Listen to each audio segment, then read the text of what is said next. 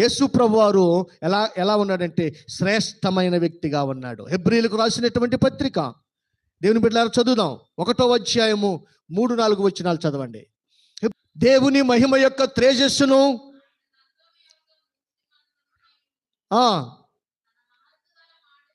తన మహత్తు గల మాట చేత సమస్తమును నిర్వహించుచు పాపము విషయములో